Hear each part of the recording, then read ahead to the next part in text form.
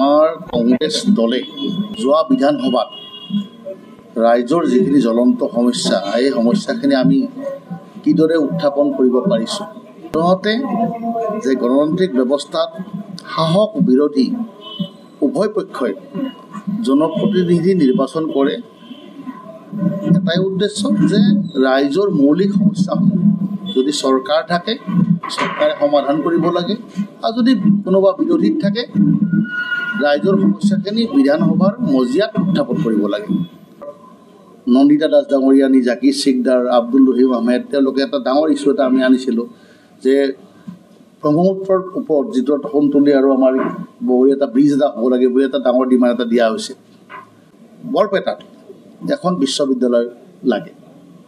অসমত বিভিন্ন ইউনিভাৰ্চিটি হৈছে, যে বৰপেটাত কিয় এখন হ'ব। আমাৰ জাকিৰ সিকদাৰ ডাঙৰীয়াই এইটো উত্থাপন কৰিছে যে আমাক বৰপেটাত এখন অতি শীঘ্ৰে এখন আমাক ইউনিভাৰ্চিটি লাগে। যে গুৱাহাটীৰ এইমছত চাংচাইত যিখন এইমছ আছে তাত যথেষ্ট সংখ্যক বাহিৰৰ লোকে নিযুক্তি লাভ কৰিছিলে। অসম চৰকাৰৰ এটা সিদ্ধান্ত আছিলে যে 80% থলুৱা লোকৰ নিযুক্তি দিব লাগে। এই ক্ষেত্ৰত আমি তীব্ৰ প্ৰতিবাদ কৰিছোঁ। আমি শূন্যকালীন ঘণ্টাত এইটো আমি আনিছিলোঁ যে 80% যুৱক যুৱতীক তেওঁলোকক আমাৰ লোকেল স্থানীয় প্ৰাৰ্থীক অগ্ৰাধিকাৰ দিব লাগে। তাৰোপৰি আমাৰ NHM-ত যিবিলাক নিযুক্তিপ্ৰাপ্ত, আজি আপুনি জানিব যে অসমত নেশ্যনেল হেল্থ মিছন, আগতে NHM আছিল, প্ৰায় 28,000 মানুহে কাম কৰি আছে। তেওঁলোকৰ কোনো সুবিধা নাই।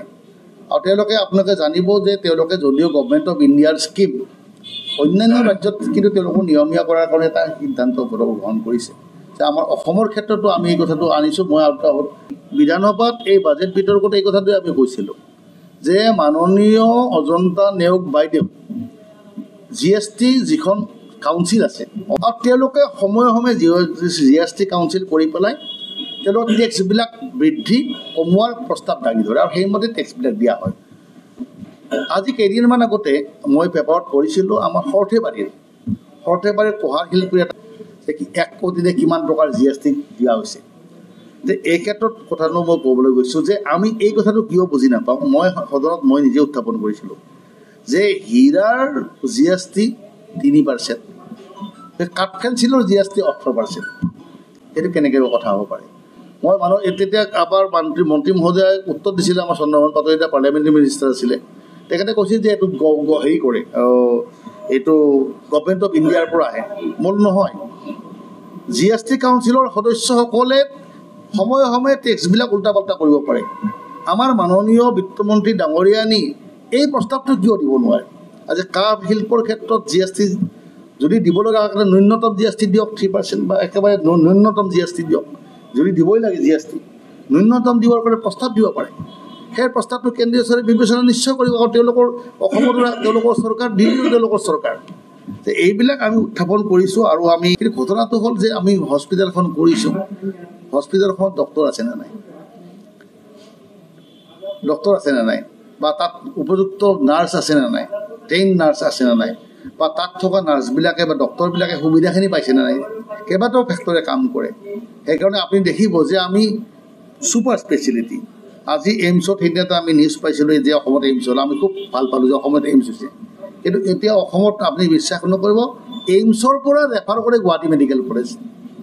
আজি বৰপেটাত আপোনালোকৰ ওচৰত মেডিকেল কলেজখন আছে, আপুনি কওকচোন ইয়াত মেজৰ অপাৰেশ্যন গাইনী হয়তো চলি আছে, ইয়াত হয়তো চাৰ্জাৰীৰ হয়তো আপোনাৰ এপেণ্ডিক্স বা আপোনাৰ গলব্লাডাৰ ষ্টন এইবিলাক হয়তো কৰিছে, কিন্তু মেজৰ অপাৰেশ্যনবিলাকতো চব গুৱাহাটী মেডিকেল কলেজ ৰেফাৰ কৰি আছে। এইমছতো যিহেতু সেনেকুৱা হৈছে। আজি মই শ্বিলঙৰ নেগ্ৰিমখন দেখিছোঁ, নেগ্ৰিমখনতো সেই একে অৱস্থা। আজি সেইকাৰণে কৈছোঁ যে আমাক কোৱান্টিটিতকৈ কোৱালিটিত গুৰুত্ব বেছি হ'ব লাগে। আৰু যিবিলাক মেডিকেল যে আজি এইটো হ'ব নালাগে যে অমুকত মেডিকেল কলেজ দিম, তমুকত মেডিকেল কলেজ দিম, দিয়ক মেডিকেল কলেজ, বিল্ডিং হ'ব, ধুনীয়া বিল্ডিং হ'ব, কিন্তু লগত ইনফ্ৰাষ্ট্ৰাকচাৰৰ লগতে কিন্তু আমাৰ মেন পাৱাৰ, মানুহে যিখিনি ডক্টৰ নাৰ্ছ বা টেকনিচিয়ান সেইখিনি থাকিব লাগিব লগতে ওপৰত। সেইটো আটাইতকৈ জৰুৰী কথা। আমাৰ অসমত এই ভাষাৰ ক্ষেত্ৰত এতিয়া চিএমে কৈছে যে আমি কোকৰাঝাৰত বড়ো দিম, কিন্তু আজিতো নহয়, এইটো আগৰ পৰা চলি থাকিব লগা বস্তু। এতিয়া নতুনকৈ কথা কৈ থাকিলে নহ'ব, আইনত পৰিণত হ'ব লাগিব।